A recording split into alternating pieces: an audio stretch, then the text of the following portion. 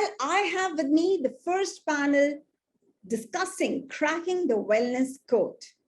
My first panelist for today is Mrs. Meenu Bhargava, a postgraduate in psychology from Jodhpur University, who did her PG diploma in educational and vocational guidance from NCRT Delhi in 1985 with distinction. She has 35 years of work experience in the field of educational, vocational guidance and counseling. She is a life skills trainer and a freelance coach to teachers, parents, and students with an expertise on psychometrics and individual counseling. I welcome you, Meenu ma'am. Thank you. Our next panelist is Ms. Neha, a certified yoga instructor and a fitness enthusiast. Having practiced yoga all her life, she received her formal certificate of Yoga Ceremony, that is teacher of yoga, the International Silvananda Yoga Vedanta Center in the year 2018. She has been associated with a leading multinational fitness chain as their lead yoga instructor in Pune, when she blended yoga as a part of their comprehensive fitness program. A new mother blessed with a beautiful baby girl who arrived in her life about 1.5 years back. She has a first-hand experience of how yoga and fitness helps in this critical phase of women's life. In fact, a parent's life in journal. Also a firm believer and a strong advocate of all-round fitness and yoga-driven style. I welcome you, Neha. Thank you so much, Salim. Our third panelist is Mahua Raman. Ma'am is a corporate coach and trainer with a background in psychology with an MBA in human resources, specializing in behavioral programs for organizational development. She is an outcome-oriented professional with a strong focus on assessments as means to bringing about observable impact in participants. Mahua is a pragmatic and her programs are designed to address real-life concerns. She travels extensively and conducts workshops in many cities and states in India. She's proficient in English, Hindi, and Bengali, as well as Assamese, and has trained in more than 45 companies. We welcome you, Mahua.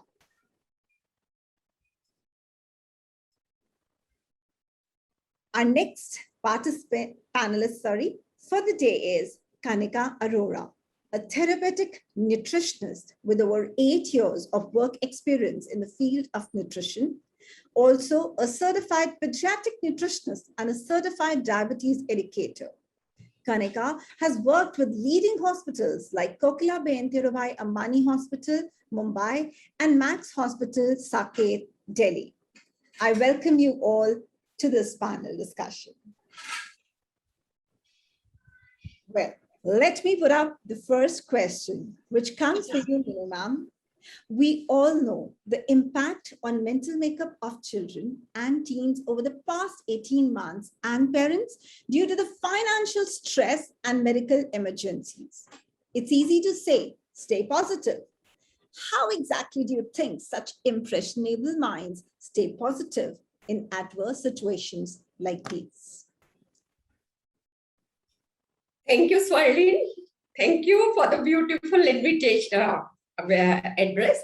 And yes, Crispmind, congratulations to you for starting this platform. Very rightly you said that, these days, when pandemic has given us a big challenge, children are missing schools, parents have lost their jobs, many have lost their business.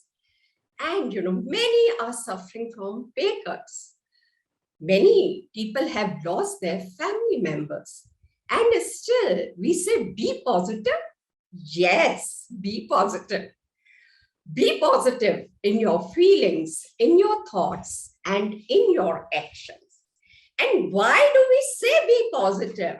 Because, there's a strong link between being positive and your physical and mental health. If you're suffering from worry, tension, anxiety, stress, then what is happening to you? Your BP going up, your sugar level raised, and your muscles or your vessels getting stiff. And also, memory lapse sometimes. Sometimes, sleep. You're not able to sleep or you sleep too much. Also, appetite. You don't want to eat or you want to eat too much. Your focus is lost. Your productivity is lost. You don't want to socialize with people. Irritation in your mind, frustration, anger. And very soon this anger can become danger. Anger and danger, just letter D is different. So anger can lead you to murder and divorce. Being positive means your immunity system good. This physical and mental health go hand in hand. So we need to be positive to make some rational decisions for our immunity system to be strong, our focus and productivity to be better. Now, you may say that, the situation at times we cannot change. Yes, this pandemic is uninvited guest in our lives, unprecedented. We are not able to take it away. Yes, we are doing vaccination now, so hoping it will go away soon, but still, whenever the life gives you adverse situation, what should be your goal? Accept the situation first and adapt to the situation. Look at our teachers, how beautifully they have adapted to the situation. I was never using the Zoom technology, or my teacher friends were never using so many platforms or doing video editing or making videos or voice message, all this, but they learned it. So adaptability, that is one thing. What you have to do when your mind gives you negative thoughts. It's like, frame which is broken, but it had a very precious photo inside. So what would you do? You would change the frame. Similarly, your mind frame needs to be changed. Bring the positive things in your mind. Focus on what you have got, not on what you have lost. Yeah. So instead of complaints, start counting your blessings. Most of us start our day with complaints. So, being positive is like wearing a helmet. When you wear a helmet, you may have a fall on the road. Accident may happen, but still it will protect your head. So being positive is always going to protect you. Now, what all you can do to be productive or, to have a positive mindset? First, I will say, don't compare yourself to others. That is very, very essential. The second, involve yourself in some creative pursuit. People did this in this pandemic. So many people became chefs, giving YouTube videos. Many of them, became problem solvers, auto walas, converting their autos into ambulances. Yes. So, this creative outlets are very, very necessary.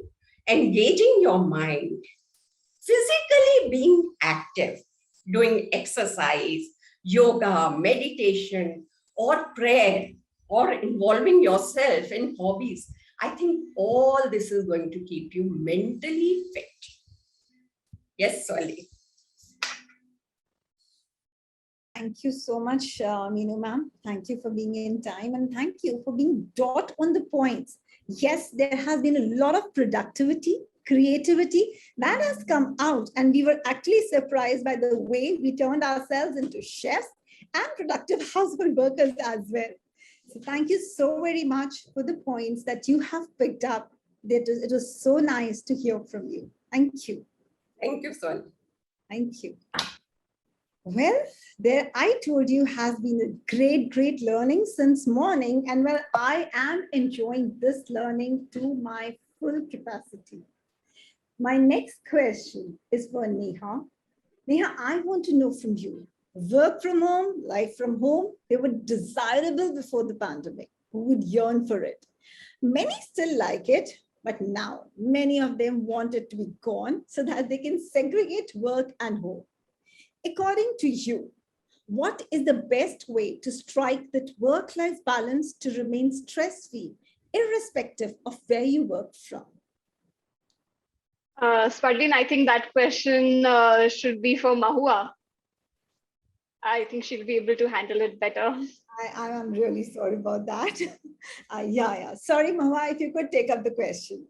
Sure, sir. Certainly. Thanks, Neha. The way I would look at it is, let's first define the problem. So let us take like a three-way approach. First, let us define what is this, the issue that we are talking about. Work from home before the COVID era was something that we desired. And we desired because we had certain things under control. So we had our health, we had children going to school, and based on those circumstances, we wanted to work from home. However, work from home, when work from home has been forced upon us, is a different thing altogether.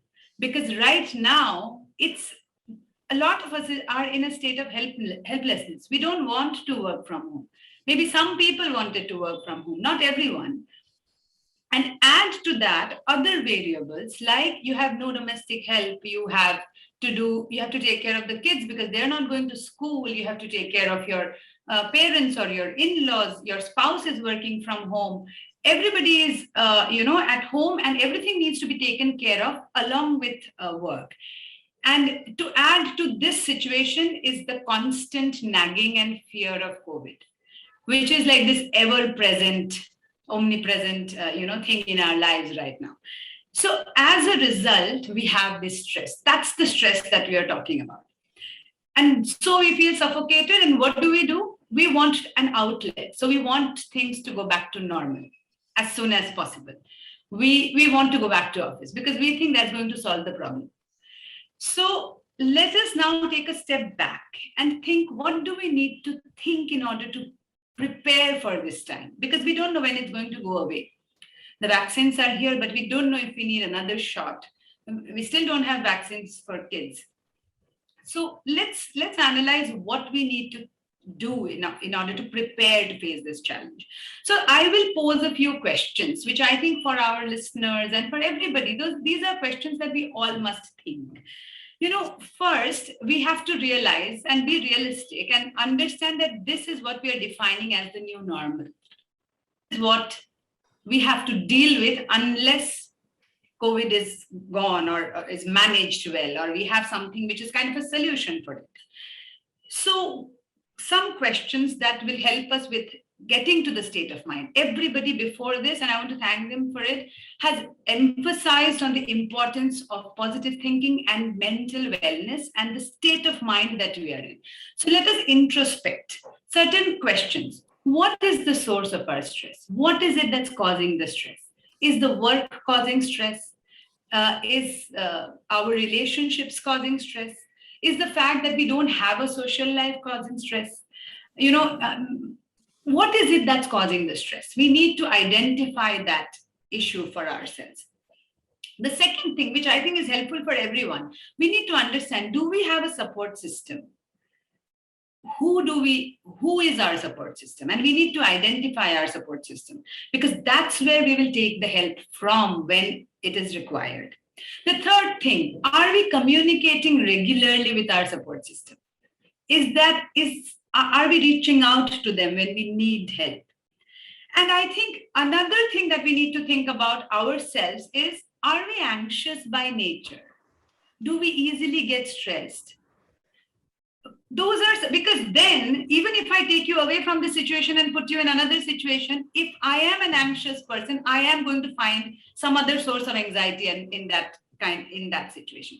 So I think these, plus you may have other thoughts as well. These are certain things we must think to be able to reach some of the answers. And let me now share some best practices. People have done some research in these last 18 months or so of what to do in order to make this experience of working from home a very pleasurable one. Like ma'am had said in the beginning, in the keynote speech, that she found so much time to spend with her kids, which she couldn't find earlier. Those are the positives. Like, we are finding so much time to spend with our parents, with our in-laws, with our children. If you were in office, you wouldn't get so much time with your children. Those are the positives of working from home. So a few action items which I think can help us organize this and deal with this better. One, I think, is we need a place of work at home. We have to divide work and life, which means getting a system, a table, a room, I don't know, whatever works for you, which is a separate place where you focus on work. Likewise, I can say dress for work every day. Why not? Get up in the morning, dress for work, go to work. Like, that's your workstation. Go there and do your work. Let's not mix the two, because sometimes those boundaries are becoming hazy as a result of everything being together. So I think one of the things is to have a place for work, a designated place for work, to dress for work, to get into the mental frame of work every morning, so that you know that this is where work starts. Now, when we want to do this, another point which I feel is very, very important is to set expectations. And setting expectations with oneself, setting expectations with one's colleagues and managers or people who work with, setting expectations with children, setting expectations with parents or in-laws or family members. I think that's something that needs to be done. And one of the tools that we have for setting expectation is constant communication. We need to explain. Sometimes we feel, and I've heard people say, oh, they will not understand. They will. If you just try to explain it, maybe in a different manner, they will understand. The third, which I feel is like one of the most important skills, I work with a lot of corporate, people who work in corporates, and this is something that I feel, and I've learned it over the years, is to organize oneself. And I feel organizing oneself is not just organizing your work or organizing your environment. Organizing oneself is also organizing your thoughts, organizing time, organizing leisure activities. Meenu ma'am was saying, do something creative. So then organize and put it in the calendar. Do something creative. Find time to do that creative activity. Otherwise, a lot of us and a lot of my participants come and say, I like to go for a walk, but I don't get time. And you will not get time if you're not organized. And Neha will, I'm sure, tell you the benefits of exercising. You will not get time to use her advice and suggestions. So organize yourself. Put time for things that you need to do or want to do. And finally, which I think is, I'm going to end this with this note here. A lot of us believe that I don't want to talk about my problems because it makes me look weak. And so I will bottle it up inside and I will deal with it in isolation. And let me tell you, courage is what is needed to come out with your problems and to discuss your problems and to find solution for them. And you'll be brave to do that. You will not be weak to do that. Ask for help when you need help. And I feel that's very, very important. Asking for help when you need to deal with your children. You ask your spouse to help you with the children. Ask your spouse to help you with the chores. Ask your support system to help you with things that you need on certain days. Just reach out and help. And I think if we are able to do some of these things, we will be in a better state of mind. We will feel more relaxed. And if we feel a little bit more relaxed, we will be able to deal with stress a lot better. So these are my thoughts on the question. Thank you, sir. Sorry. Thank you. Thank you so much, Mahua. And my apologies for mispronouncing the names here. Well, to sum up, I can just say problem. I must say every problem comes with a key. That is called the solution. And you will get solution for everything because every key has a lock and every lock has a key. So it is absolutely on you, how you take your problems and how you try to resolve them, sort them out, rather than taking them and bottling them up inside. Thank you so very much, Mahua. It was such an insightful session. Well, now coming to my next panelist, the mistake that I had made earlier, Neha, I come to you now. As a yoga instructor, I'm sure there will be many who will be really wanting to know the answers from you because everybody's been sitting back. So, well, there's a lot of shortage of time and willingness when it comes to yoga or exercise. How do you recommend people build it into their routine, and what changes can they expect? Thanks, Marlene. I think that's a very relevant question because all of us are aware about, why working out is important, but we're still not able to slot it in our day, get into a routine. So I think the first and foremost would be to understand what exactly is it that is stopping us and is not letting us get into that routine. And once you have an answer to it, it is definitely going to make things easier to address the issue and move on forward. But in a more generalistic perspective, certain things that you can keep in mind would be choosing an activity that you love and enjoy and look forward to, and doesn't feel like a punishment. You're doing it because it has to be done. You're really enjoying it. It could be dancing, it could be swimming, it could be going to the gym, absolutely anything. But choose something that you really, really love. The second thing is what actually Mahua had also pointed out in her speech, that organize your thoughts, organize your day. Similarly, find a slot for your workout. So look at your day, a regular day, and find out that one time where on most occasions you are free, there are no distractions, and you will be able to stick to your workout routine with that. So that would really help you stay consistent. That said, it is equally important for us to be flexible, specifically flexible with the duration of your workout. So on a given day, probably if you have more time, you could do an hour. On another day, do 5 minutes, do 10 minutes, but do something. Those 5 minutes is better than not doing anything at all. You could even break your workout into, say, 5-minute capsules and do it across the day as and when you get a little bit of time. You could join a group class.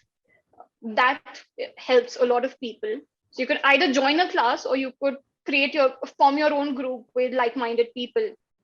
That is also known to help you stay consistent with your routine. A mistake that a lot of us make is that we start with a lot of josh and energy and big plans. Start small. By small, it could be just say 15 minutes of a very easy workout. But try and stay consistent.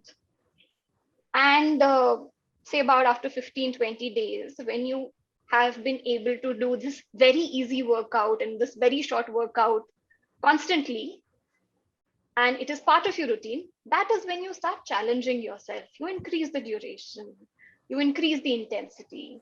But don't start immediately. Keep it simple, keep it easy. Consistency and routine should be your first aim, then move on to something else. Activity trackers are great because they help you quantify what you do, your workouts, and then you can improve on that. They are also great because they don't just focus on that so-called half an hour, 1 hour of workout, but they help you stay active throughout the day. And since we're talking about that, I would also like to highlight that it is not that 1 hour of workout that you do which is important. What is equally important is what you do in the remaining 23 hours of your day. So you have to make some lifestyle changes, some lifestyle choices, and look for opportunities to stay active. It could be, instead of using your car to go and pick up your grocery, you could walk down, or you could cycle and get your things. Instead of playing board games with your kids, pick up an outdoor activity, pick up a sport. Or as you do your daily chores at home, which all of us are doing, increase the pace, make it a little fast, let the heartbeat go up. You could put on music, dance, skip, jump through your daily chores as well, makes it more interesting and fun. and challenging at the same time. And if on any given day, you've not been able to do anything at all, take out 5 minutes to breathe. Deep breathing, pranayama, meditation, whatever you want to call it, or whatever way you want to do it, but breathe. Because breathing has so many benefits, especially for our mental well-being, that just trust me on that and breathe 5 minutes. That's all. Moving on to the next part of your question, which was what changes can you expect? Very relevant, very important to understand that nothing will happen overnight. So you have to be consistent. And if you're consistent and regular with your workouts, you will definitely see a change. It will be slow, it will be gradual, but it will definitely be there. But weighing scale is not your answer to see that change necessarily. You have to look at a more holistic, look at it in a more holistic way. You'll be feeling healthier, you'll be feeling stronger, happier, you'll be more energetic. So look at it from a holistic perspective. See, the physical benefits of workout is something all of us are aware about. We all know that working out helps us tackle lifestyle related health issues like BP and cholesterol and obesity. But we fail to notice that working out is extremely important for our mental well-being and our mental health as well. There are studies that have shown that working out helps in the release of happy hormones. And these hormones are responsible for feeling happy and confident, improving our mood, feeling good about ourselves, and hence are great for fighting stress and depression and anxiety related issues. And that is a very important reason right now, how the past 18 months have been for us in terms of how our lifestyle has been and the kind of stress that we have been through. I think now is the time that we need to take those extra steps, make sure that workout is included in our routine. And I hope I was able to help out people get into a routine. So yeah, best of luck. Mukul, definitely you will be getting the answer to this. Mukul is very inquisitive to know, Neha, something from you. He wants to be a part-time sports player, but his parents don't allow him. So what is he going to do for that? Oh. Yeah, he's also like his height is not growing up. So me too. How old is Mukul? Mukul. Okay, he'll have to answer that in the Q&A. Okay, irrespective, I'm assuming he's a student. So, right now, focus on your studies, keep your sports part-time, be consistent with it. Decisions about being a sports person, finally, for that you have to be, consistency right now and being good at it is important. Once you're good at it, I'm sure your parents will agree. You have to show them results. You can't just say that you want to do something. Show them some results. Be good at it. Absolutely. I hope, Mukul, you've got your answer. But it was lovely. I think people like me who just want to get up at 5 o'clock and be particular for the gym and actually then, take up a sheet and sleep that I have a long day to go would have benefited the most from your talk, Neha. It was wonderful to hear from you. And I really would like to give an anecdote here that once a person goes to a gym master and says, I can see this man coming daily. So how long is he working here? So he says, 2 days. He says, no, it's been almost 3.5 years that I daily see him in the gym. He said, you asked me since what long has he started to work here? Not when he joined me. So that's the thing that we're going to work on it. The more we work, the more we get. Thank you so much, Neha, for the wonderful insight that you gave.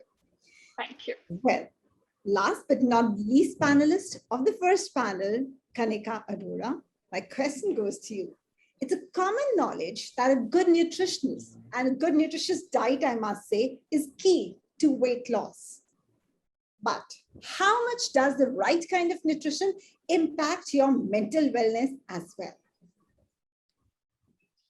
Thanks a lot for your question. Really worth it.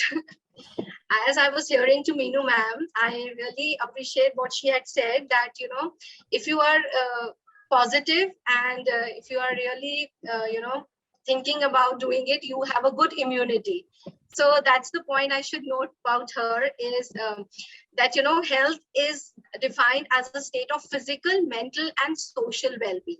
So yeah, definitely, in addition to get freedom from disease, it is important to also have a diet which is rich in, I would say, all the food groups, as all the food groups are equally important in the diet, and they play their own role. So if you see nowadays, physical and mental health, they're closely linked, and research are going on which shows that the mental health disorders, they are also associated with the risks of certain diseases. So if you are mentally not fit, you definitely tend to have diseases like hypertension, stroke, diabetes, and whatnot. So mental health and diet definitely play a great role. That is why it is also said to start your day with a king size breakfast, because you have to work throughout the day and you need that energy and enthusiasm to be active throughout the day. So nowadays, if you go ahead and see people having all kind of fad diets and restricted carbs diet, which is actually not relevant. They are good if you're losing weight, but also to restrict to your diet to a certain extent that you are getting into medical issues will not definitely help you. Okay, so if you see westernized diets, like, they are including heavily processed foods, large quantities of refined grains, soft drinks, which are definitely not good. And they are putting people into the risks of depression and physical health issues and mental health issues. So now definitely there are research which say that, which are going on, which says that, the nutrients, all the nutrients are important in the body.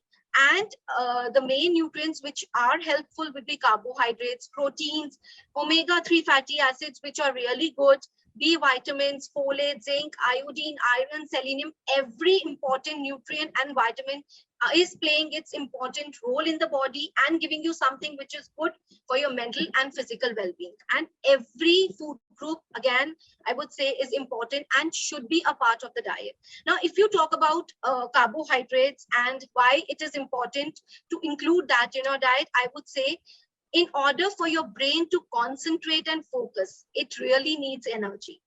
And the 20% of the energy that the body and the brain needs will come from your food. So the energy that we are giving the body is, out of that, 20% is used only by the brain.